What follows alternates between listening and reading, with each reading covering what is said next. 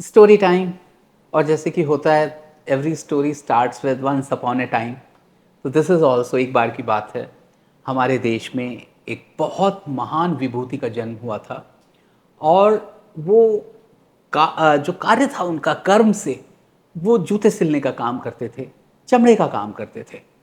और उनकी जो प्रवृत्ति थी वो बड़ी साधु संतों वाली थी।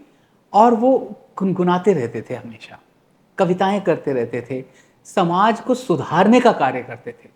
तो हमारे सारे संत वो यही चीज़ चाहते थे कि जो समाज जैसा है वैसा ना रहे, उसमें इम्प्रूवमेंट हो, स्त्रियों का, बच्चों का, पुरुषों का, जानवरों का, उनकी ज़िंदगी में कुछ ना कुछ अच्छा हो।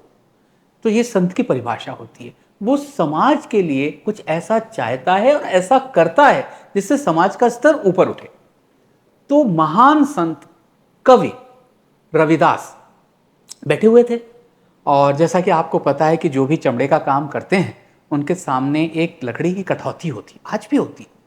और उसमें चमड़ा भिगोया जाता है, इसमें मुलायम हो जाए, फिर उसे काटा जाता है या उसमें छेद किए जाते हैं। वरना चमड़ा तो आपको पता है बहुत मुश्किल से उसमें सुई जाती है। अगर मुलायम ना किया जाए तो नहीं जाएगी। और चमड़ा जिसमें किया जाता है वो लकड़ी का एक बर्तन होता है, परात जैसा। और उसमें पानी भरा होता है और उसमें ही वो अक्सर हाथ उन्हें डुबोए रहना ही पड़ता है। तो बैठे हुए थे, गुनगुना रहे थे अपने मन में, मस्त एकदम, संत थे, कवि थे और कर्मयोगी भी थे, काम कर रहे थे अपना। कि एक संभ्रांत घर की, एक बहुत एलीट हाउस की, एलीट फैमिली की एक महिला आती है, सजी धजी, और आके उनके पैरों पे गिर जाती है, रोती है। वो कहती क्या हुआ? उसने कहा मैं पीछे गंगा नहाने गई थी। गंगा नदी पहले सारी जितनी सभ्यताएं होती थी, सिविलाइजेशन, वो नदियों के किनारे ही होती थी। तो मैं गई नहाने के लिए और वहाँ पे मेरा कंगन गिर गया। और अब मैं घर क्या मुंह लेके जाऊँ, कैसे जाऊँगी? तो संत कवि रविदास समझ गए कि न केवल फिनेंशियल स्ट्रेस है भाई, सोने का कंगन, कितनी भी अमीर हो, सोना खोना अच्छा भी माना नहीं जाता, दूसरा पॉइंट। तीसरा पॉइंट है कि लापरवाही का ब्लेम लग जाएगा। नई नई बहू आई है घर में और सोने का कंगन खो आई। फिर वो ज़माना ऐसा था कि कोई लांछन भी लगा सकता था, कहाँ गई थी भाई? ओके, वो समझ गए उसकी दुविधा। तो तुम बिल्कुल शांत बैठो, बैठो थोड़ी देर, ध्यान लगाया, मन लगाया, अपने कठौते में से हाथ फिराया और एक हाथ में कंगन आया और वो कंगन उन्होंने दिया।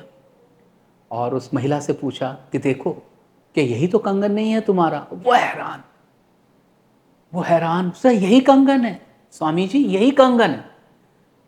तो हैरान भी हो गई, खुश भी हो गई, खुशी से रो रही थी अब। तो कहने लगी बाकी तो सब ठीक है, आपने दिया, लाज बचा ली, घर में सम्मान बचा लिया, लेकिन ये यहाँ कैसे मिला आपको? ये तो गंगा में गया था, खो गया था वहाँ बीच धार में। तो संत कवि रविदास कहते हैं जब मन चंगा तो कठौती में गंगा। कहने का मतलब है गंगा मैया खुद आके वहाँ दे के जा सकती हैं आपको, अगर आपके मन में सच्चाई हो तो। आज ये भी एक मैनेजमेंट की टेक्निक है कि if you do something wholeheartedly, piously, okay, religiously, मेहनत से फोकस करके करें तो चीज़ ज़रूर मिलती है। तो ये एक सिंबॉलिक था।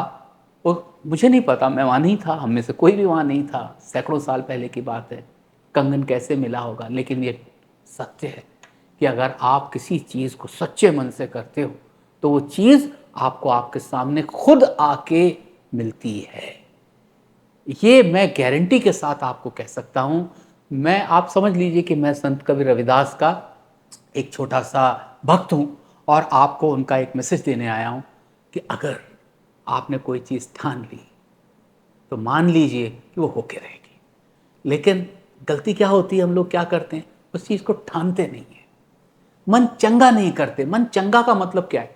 फोकस्ड, एकदम रिलीजियस तरीके से, धर्म के तरह से, जैसे आप ईश्वर को पाना चाहते हो, इतनी शिद्दत से। ठीक है।